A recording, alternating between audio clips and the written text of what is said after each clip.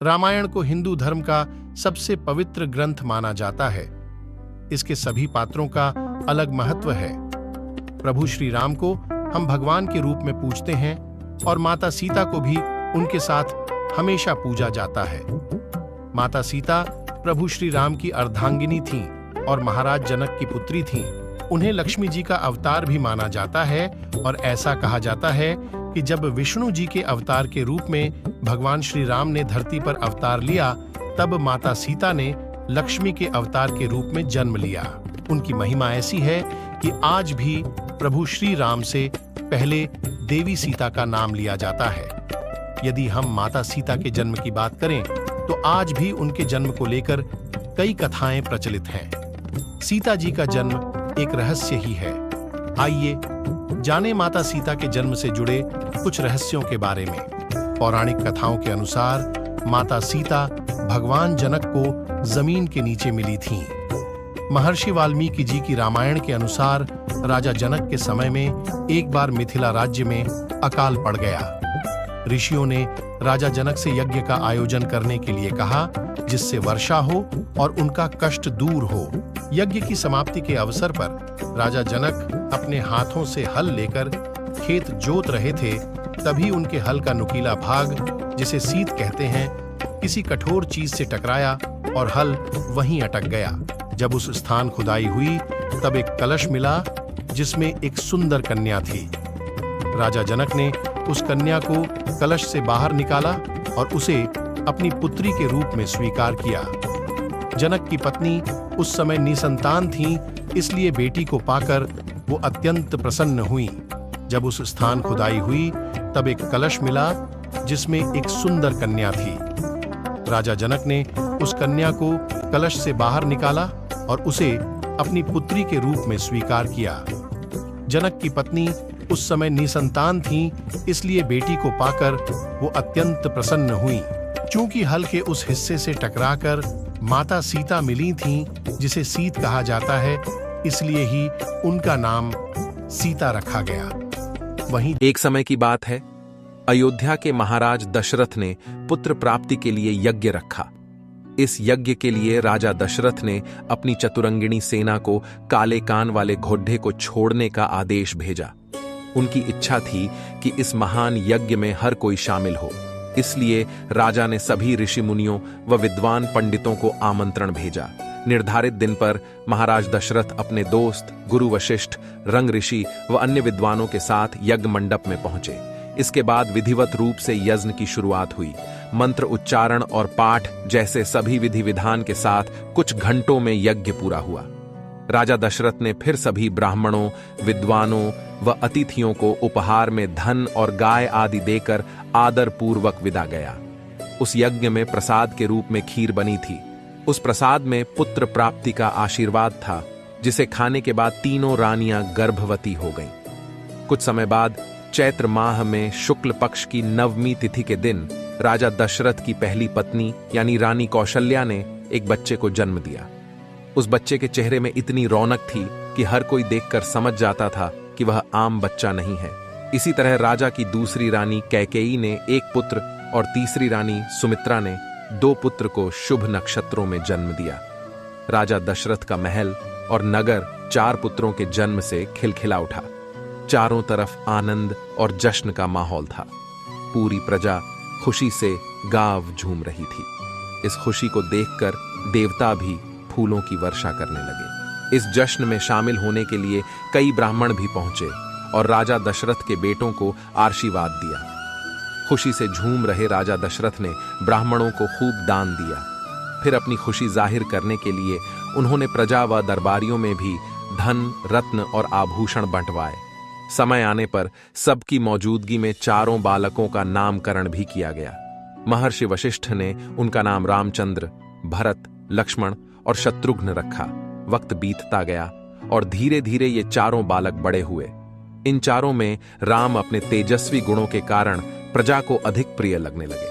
अपनी प्रतिभा के चलते वो कम उम्र में ही सभी विषयों में महारत हासिल कर चुके थे। राम में सभी गुण थे, चाहे शस्त्र चलाने की बात हो या हाथी व घोड़े की सवारी, हर चीज में वो अव्वल थे।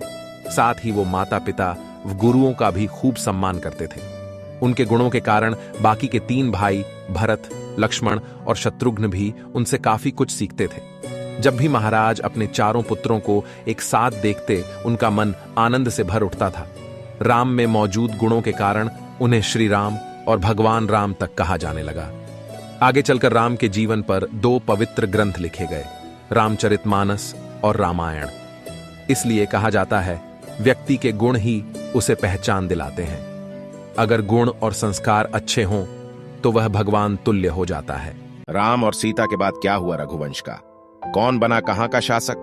रावण का अंत करने के बाद माता सीता को राम अपने साथ ले आए, लेकिन वनवास के बाद दूसरी परीक्षा सीता की तैयारी के लिए खड़ी थी। राम ने एक धोबी के सवाल उठाने के बाद सीता को त्याग दिया और उन्हें वाल्मीकि अरण्य के आश्रम में रहने के लिए जगह मिली। यहां उन्होंने अपने बेटों लव कुश को जन्म दिया और उनका पालन पोषण किया। सीता के प्रति यह राम का प्रेम ही था कि उन्होंने सीता को त्यागने के बाद भी किसी दूसरी रानी से शादी नहीं की। वह सीता की अनुपस्थिति में उनकी कमी को पूरा करने के लिए यज्ञ में अपने साथ सोने की गुड़िया लेकर बैठते थे। सोना इसलिए क्योंकि इसे सबसे पवित्र माना जाता है। अब जानते हैं कि जब भगवान राम ने राजपाट छोड़ा तो रघुवंश का क्या हुआ और किसने किया शासन। भरत के मामा का घर काक्या में था और वहां जाने के लिए मार्ग वाल्मीकि की रामायण में वर्णित है। वह मार्ग सिंधु बलूचिस्तान से होकर गुजरता है और बोलन पास को पार करते हुए कैस्पियन समुद्र के किनारे तक पहुंचता है।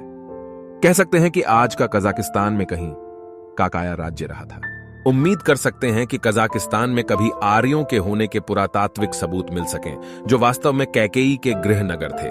भरत के बेटों को तक्ष और पुष्कला दिया गया था। तक्ष अब तक्षशिला और पुष्काल अब पेशावर है। शत्रुघ्न के बेटों बाहुसूत्रा को मथुरा का राजा बनाया गया। सुबाहु को विदिशा का राजा बनाया गया। लक्ष्मण के 2 बेटे अंगद और चंद्रकेतु केरापथ साम्राज्य के शासक बने। राम के पुत्र कुश को विंध्य के कुशावती का राजा बनाया गया और लव को शरावती का राजा बनाया गया था। भगवान राम के राजपाट छोड़ने के बाद कुश अपनी सेना के साथ अयोध्या आए और वहां का शासन संभाला। उन्होंने कुमुदावती से विवाह किया और अतिथि के पिता बने। एक अन्य जानकारी के अनुसार लवकुश के 50वीं पीढ़ी में शल्य का जन्म हुआ, जो महाभारत काल में कौरवों की तरफ से युद्ध में शामिल हुए थे। सनातन धर्म के ग्रंथों में बताया गया है कि बुरे कर्मों का फल हमेशा बुरा ही मिलता है, चाहे वह इंसान हो या फिर ईश्वर। इसका एक उदाहरण माता सीता का है, जिसका जिक्र रामायण में किया गया है। दरअसल रामायण कई भाषाओं में लिखी गई है। अलग अलग रामायण में कई तरह की दंत कथाएं मिलती हैं, जिनसे कई लोग परिचित नहीं हैं। इस कथा के अनुसार माता सीता को एक तोते का शाप मिला था, जिसकी वजह से उनको भगवान राम से अलग रहना पड़ा। कथा के अनुसार माता सीता बाल्यावस्था में अपनी सहेलियों के साथ बगीचे में खेल रही थी। वहीं बगीचे में एक तोता का जोड़ा पेड़ पर बैठा था। तोता का जोड़ा भगवान राम और माता सीता के बारे में बातें कह रहा था। उनकी बातों को सुनकर माता का ध्यान उन पर गया। मादा तोता बोल रही थी कि अयोध्या के राजकुमार राम काफी प्रतापी राजा होंगे। तोते के मुख से भावी पति का नाम सुनकर माता सीता अंचभित हो गईं। उन्हें अपने बारे में और जानने की इच्छा जागृत हुई, इसलिए उन्होंने अपनी सखियों से कहकर दोनों पंक्षियों को पकड़ लिया। फिर उन दोनों को पुचकारक पूछा कि भविष्य के बारे में इतना ज्ञान कहां से प्राप्त हुआ। तब पंक्षियों ने बताया कि इससे पहले हम महर्षि वाल्मीकि के आश्रम में रहते थे, जहां हर रोज राम और सीता के जीवन के बारे में बताया जाता है। इसलिए उनको दोनों के बारे में हर चीज कंठस्थ याद हो गई है। सीता जी ने पंक्षियों से कहा कि जिस जानक पुत्री सीता की तुम लोग बात कर रहे हो, वह मैं ही हूं। मुझे मेरे और राम के बारे में और भी बातें जाननी है। तब नरतोता ने कहा कि हे सीता, आपका विवाह अयोध्या के राजा दशरथ के ज्येष्ठ पुत्र राम के साथ आपका विवाह होगा। और सीता जी सवाल पूछती रही और दोनों तोता जवाब देते रहे। सीता जी ने कहा कि जब तक मेरा विवाह नहीं हो जाता, तुम दोनों मेरे साथ राजमहल में रहोगे और तुम वहां सारी सुख सुविधाएं मिलेंगी। सीता जी की बात सुनकर तोता का जोड़ा घबरा गया। तब नरतोता ने कहा, हे जनक पुत्री, हम गगन के पंक्षी हैं, इसलिए पिंजरे में बंद रहकर हम जीवित नहीं रह पाएंगे, इसलिए हमको आजाद कर दीजिए। तोते ने इसके लिए बहुत याचना की। तब सीता जी ने नर तोते को छोड़ दिया, लेकिन मादा तोता को नहीं छोड़ा और कहा कि यह मेरे साथ रहेगी। नर तोता ने कहा कि मेरी पत्नी गर्भवती है, इसलिए ऐसे समय पर उसको जाने दें। हम दोनों एक दूसरे का वियोग सहन नहीं कर सकते, इसलिए आप मेरी पत्नी को जाने दें। लेकिन सीता जी ने उसकी एक न सुनी। इस पर मादा तोता को बहुत गुस्सा आया और शाप दिया कि जिस तरह तुमने गर्भावस्था में मेरे पति से मुझको अलग कर दिया है, वैसे ही गर्भावस्था के दौरान तुमको भी पति वियोग सहना पड़ेगा। इतना कहते ही मादा तोता ने अपने प्राण त्याग दिए। मादा तोता के प्राण त्यागने के कुछ समय बाद नर तोता के पत्नी वियोग में प्राण चले गए। इससे माता सीता को बहुत दुख हुआ, लेकिन तब तक बहुत देर हो चुकी थी।